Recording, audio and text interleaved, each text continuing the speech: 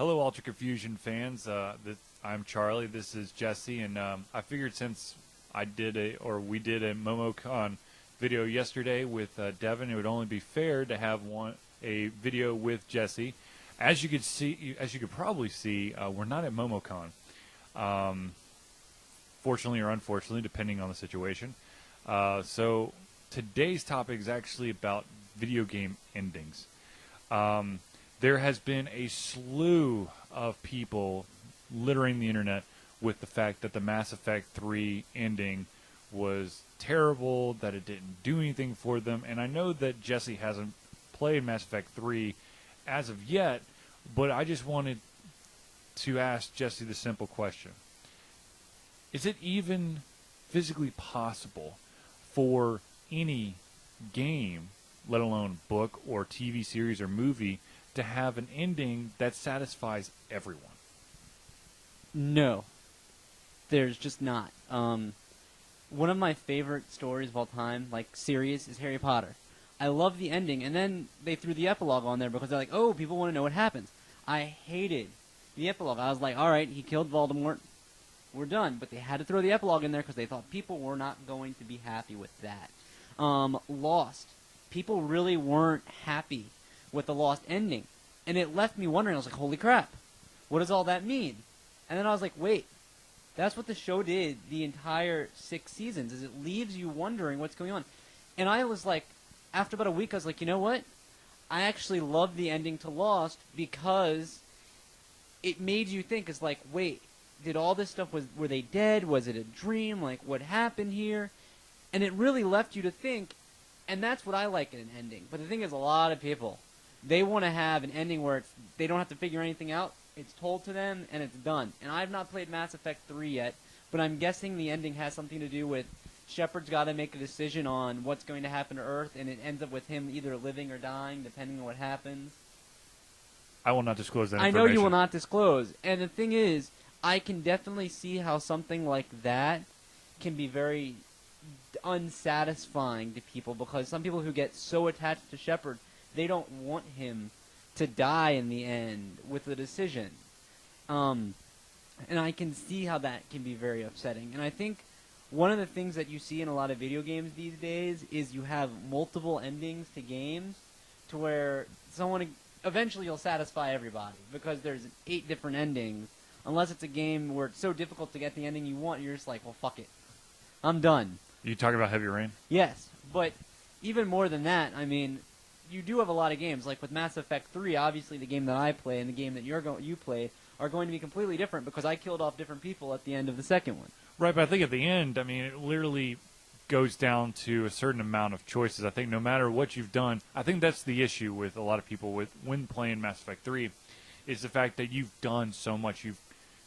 What you've done through the first and the second game has crafted your third game, and then at the end, it's really a certain amount of endings, and that's it.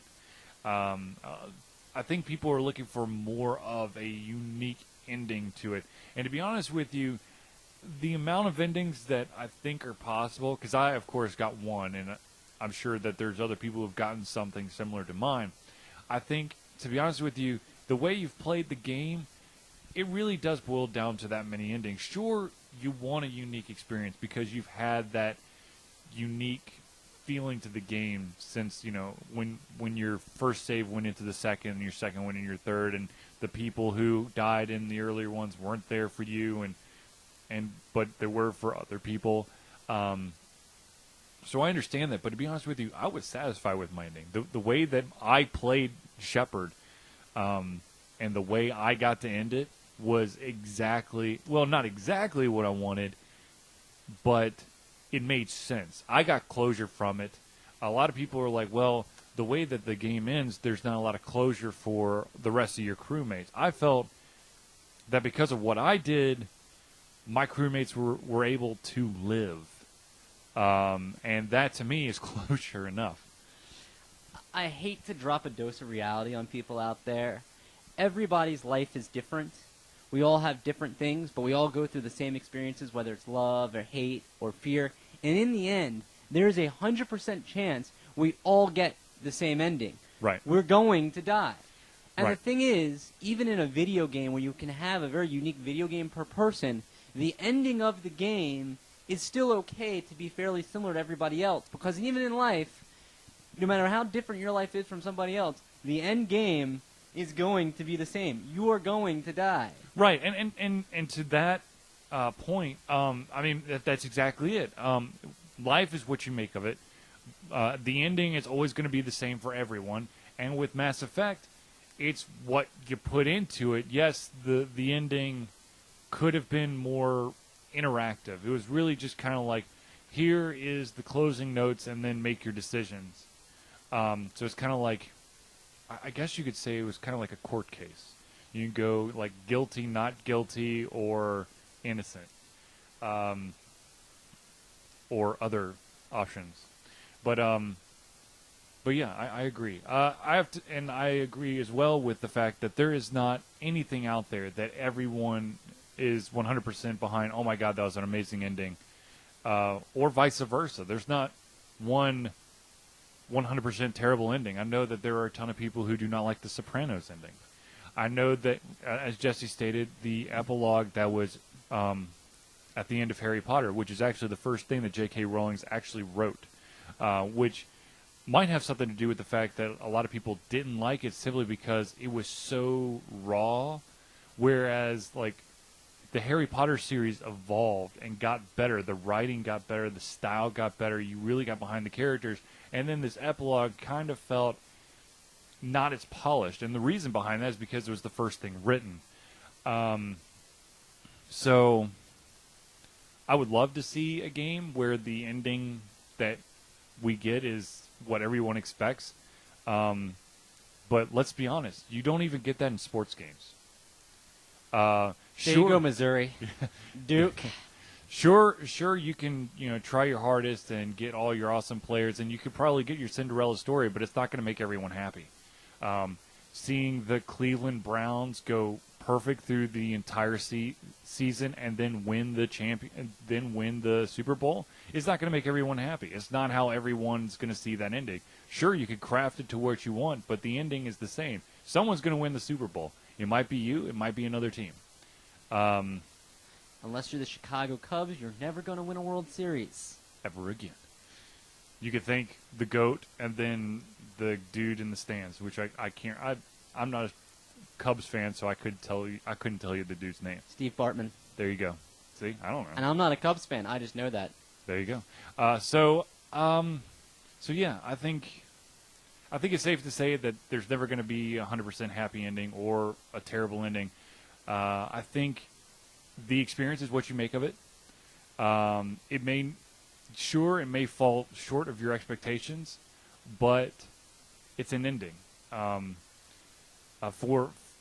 know we've basically been throwing Mass Effect back into there, but to be honest with you, I liked the ride. And sure, I wish that I could continue the ride. And maybe that's it.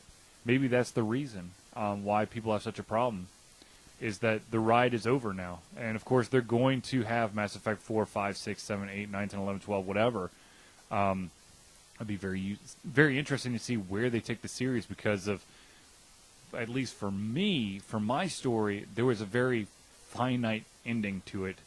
So it'd be very interesting to see where it goes. One of the games that I'm now anticipating ever since I saw the release is Assassin's Creed 3. And the thing is, I have not finished Revelations yet. I've had to take a break because of work from playing it.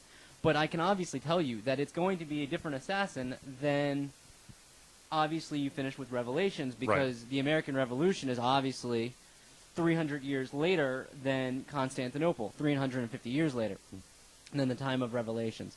So I'm kind of wondering, where is it going to go? And I think for a lot of people, when they continue a series that you are so used to, you kind of wonder, where is this going to go? Because I know it's going to be different.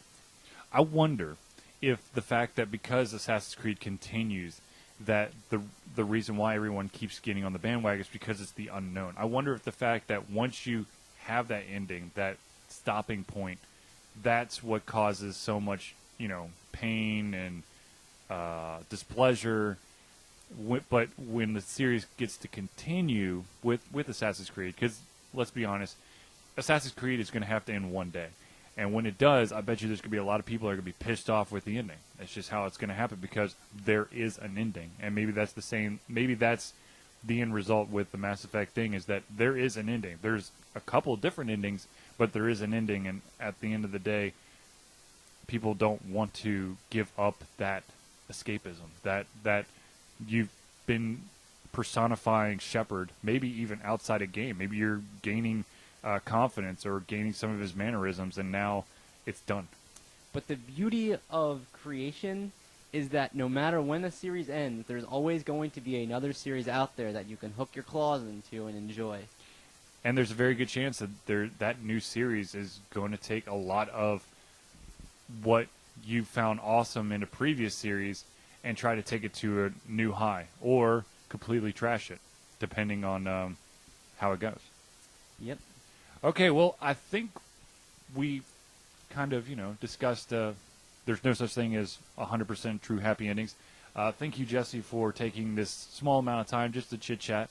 I think we're going to try to do some, like I said in the MomoCon video, I think it would be awesome if we do videos periodically. There's not going to be a set schedule to it, not for now at least.